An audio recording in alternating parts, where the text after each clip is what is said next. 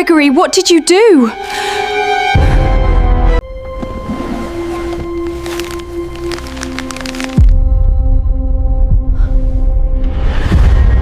My name is Natalie Bishop, and I'm 33 years old. 3 days before what was supposed to be a routine business trip with my husband and his secretary, a trip he'd insisted I join at the last minute for reasons I didn't fully understand at the time, I found something hidden inside my suitcase that would end our marriage before we ever boarded the plane. I never imagined my own husband capable of what he'd actually planned, or that the woman he'd been quietly building a second life with would end up paying the price for it instead of me. I was folding sweaters into my suitcase the night before our flight when my fingers caught on something firm tucked beneath the lining, something that hadn't been there when I'd packed the bag 2 full days earlier. I unzipped the hidden compartment and found a small vacuum-sealed package wrapped tightly in black plastic, tucked deep enough that airport security would need to search deliberately to find it, but not so deep that a routine scan would miss it entirely either. My hands went cold immediately, understanding with sudden, sickening clarity that this had been placed there on purpose, and that my husband, Gregory, was the only person who'd had unsupervised access to my suitcase in the hours before I found it. To understand how my husband could plan something this calculated against me, you have to understand what our marriage had quietly become over the past 18 months. Gregory had hired a new executive assistant, Amanda Cole, shortly after his promotion to regional director, and within months, his schedule filled with late nights and out-of-town trips that grew progressively harder to explain away with any real conviction. I'd noticed the shift in him gradually at first, the way he'd started asking pointed, oddly specific questions about our finances, about my name on our joint accounts, about whether I'd ever considered signing something simpler if we ever separated. These questions came dressed as idle hypotheticals, tossed casually into ordinary conversations over dinner, but they felt increasingly less hypothetical with every passing month, more like quiet reconnaissance than genuine curiosity. What I didn't understand until much later was that Gregory and Amanda had been quietly building an entire life together that required my absence, permanent and legally clean, uncontested and unquestioned. A felony drug charge attached to my name at just the right moment would accomplish exactly that, destroying my credibility instantly in any custody or divorce proceeding before it ever properly began, handing Gregory both sympathy and legal advantage in a single stroke. The trip itself had felt wrong from the very moment Gregory announced it, an unusual insistence that I join what should have been a routine forgettable work conference in another state, paired with an oddly specific instruction that I use the brand new suitcase he'd bought me for the occasion, rather than my usual worn one. He'd been unusually attentive in the days beforehand, complimenting my appearance, planning an elaborate dinner for our first night at the hotel, behavior so uncharacteristic of our recent distant months that it had registered even before I found the package, as somehow rehearsed, performed for an audience of one. Amanda would be traveling with us for the conference,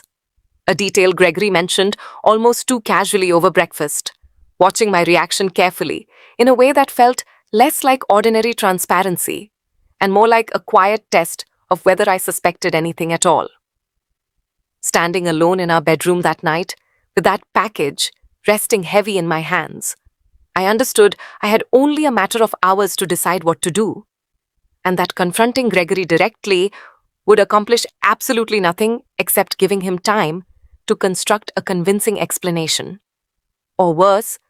to relocate something even less removable somewhere I might never think to check.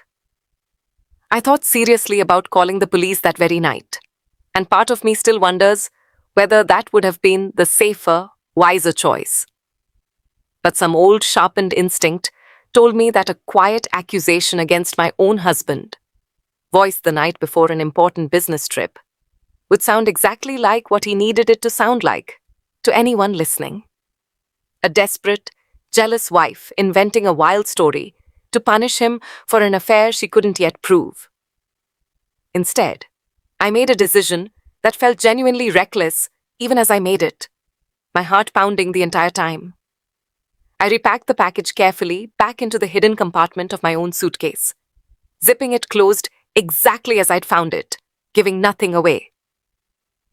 The next morning, while Gregory loaded the car with the rest of our luggage, and Amanda waited near the hotel elevator with her own bag, I found exactly 30 unsupervised seconds alone, with both suitcases sitting side by side in the quiet hotel lobby. Amanda's suitcase, I'd learned from months of quiet, careful observation, was nearly identical to the one Gregory had recently bought me. Same brand, same size, same neutral grey color. A detail I doubted was entirely coincidental, given how meticulously Gregory seemed to plan everything else about this trip. I unzipped the hidden compartment on my own bag, transferred the package quickly into the matching compartment on Amanda's suitcase, and zipped everything closed again before either of them returned, my hands steadier in that moment than I ever expected them to be. At the airport early the next morning, I watched Gregory grow visibly tense as we approached the security line together, glancing repeatedly at my suitcase, moving along the conveyor belt, watching the scanner screen with an intensity that would have looked deeply suspicious to anyone paying close attention. Amanda stood beside him, entirely oblivious to what was unfolding, chatting easily about the conference schedule and which sessions she planned to attend, unaware that the version of the plan she'd apparently agreed to help orchestrate had quietly shifted onto her own shoulders sometime overnight without her knowledge or consent. The alarm sounded the instant Amanda's suitcase passed through the scanner, a TSI officer immediately flagging it for secondary screening, while another officer calmly asked her to step aside from the line. Gregory's face drained of color so completely and so fast that I watched a supervising officer notice his reaction before anyone had even opened the bag to look inside. "Sir, is there a problem?" the officer asked him directly, studying his expression carefully.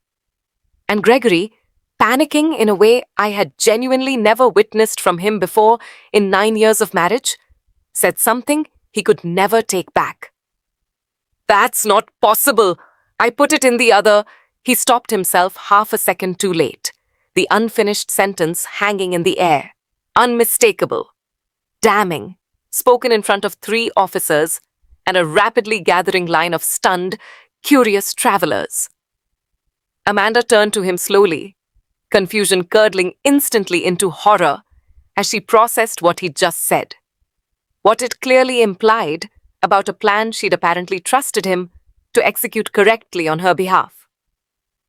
"You put what in the other what, Gregory?" she demanded, her voice rising sharply, cracking with disbelief, and I watched the entire fragile architecture of their secret relationship collapse in real time. Right there, at a TSA checkpoint, in front of security cameras and a dozen strangers who'd all stopped whatever they were doing to watch the scene unfold. Officers separated the 3 of us immediately, escorting each of us to different rooms. And within the hour, federal investigators had already become involved,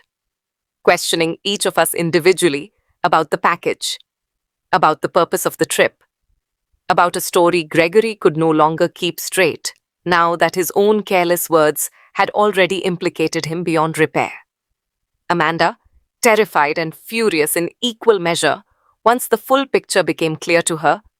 cooperated completely with investigators, providing text messages between herself and Gregory that revealed the entire scheme in explicit, damning detail, including his original plan to have the package discovered specifically in my suitcase, timed deliberately to destroy my credibility before he filed for divorce and pursued full custody of our 7-year-old son.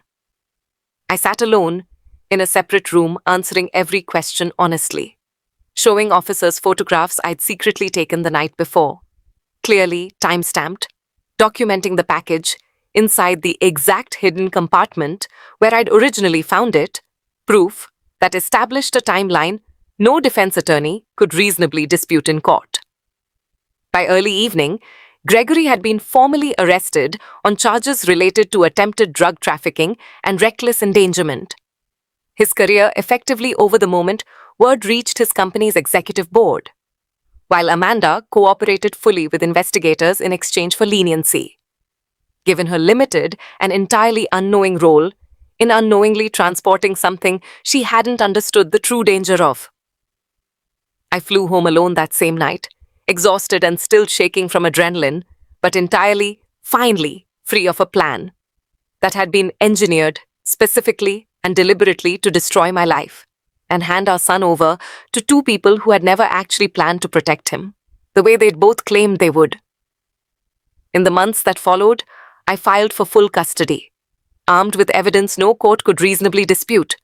and watched Gregory's own recorded confession at that checkpoint become the undeniable centerpiece of a case that ended any real question about his fitness as a father during that difficult period.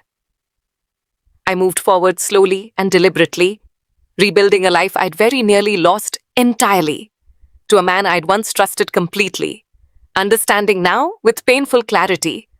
how easily love can be weaponized by someone skilled enough at hiding their true intentions behind years of carefully constructed ordinary affection. I think back often to the version of myself who almost didn't check that hidden compartment at all, who nearly zipped the suitcase closed without ever running her fingers along that stiff, unfamiliar seam. It unsettles me still, how close I came to boarding that flight completely unaware, walking directly into a scheme designed to erase me from my own son's life. I've since learned that Gregory had researched exactly how airport scanners flag concealed items, exactly how much a first-time offense typically carries in sentencing, exactly which details would make the story most convincing to a judge unfamiliar with either of us. None of that planning accounted for the 30 seconds I spent alone with two identical suitcases in a quiet hotel lobby. My son doesn't fully understand yet what happened that week, only that his father is away for a while and that his mother has been quieter than usual, more careful, more present in ways he can feel even if he can't name them. I've promised myself I'll tell him the full truth someday, when he's old enough to understand what it means to trust your own instincts, even when trusting them requires risking everything you have. For now, I simply hold on to the fact that I chose to act instead of freeze, that I trusted a feeling I couldn't yet prove, and that the choice I made in that hotel room ultimately protected the one person who mattered more to me than anything else. If you've ever sensed something was deeply wrong before you had any real proof of it, and trusted that instinct enough to act decisively before it was too late to matter, you already understand exactly what that hotel room felt like the night I first found that package, and exactly why I will never again mistake someone's calm confidence for genuine innocence.